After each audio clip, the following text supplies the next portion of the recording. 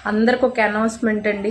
December 17వ తారీఖున మన వైజాగ్లో మధురవాడలో అకుల పాస్టర్ గారు ప్రత్యేకించి విట్నెస్కి వాక్యానికి మనకు ఆహ్వానించడం జరిగింది. మీకు స్క్రీన్ మీద పాంప్లెట్ కనిపిస్తుంది.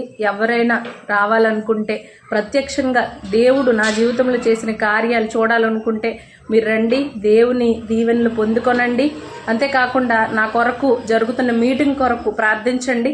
అంతేకాదు ఈ మధ్యకాలంలో కొన్ని డేట్స్ ఉన్నాయి, వాటన్నిటి కొరకు మీరు ప్రార్థించండి. దేవుడు నా యొక్క సొంత మాటలు చెప్పడం వల్ల ఉపయోగం లేదు. దేవుని ఆత్మచేత నిండబడి అనేక మంది కొరకు ప్రార్థించాలి. దేవుడు యొక్క ఆత్మఫలములు ఆత్మవరములు పొందుకొని నశించిపోతున్న వారిని అనేక మందిని దేవుని దగ్గరికి నడిపించాలని నా ఆశ తీరులాగిన మీ అనుదిన ప్రార్థనలో నా కొరకు మీరు జ్ఞాపకం చేసుకోండి. చాలా మంది ట్రోల్ చేస్తున్నారు, అవన్నీ తర్వాత. దేవుడి దృష్టికి మనం ఎలా ఉన్నాం కావాలి.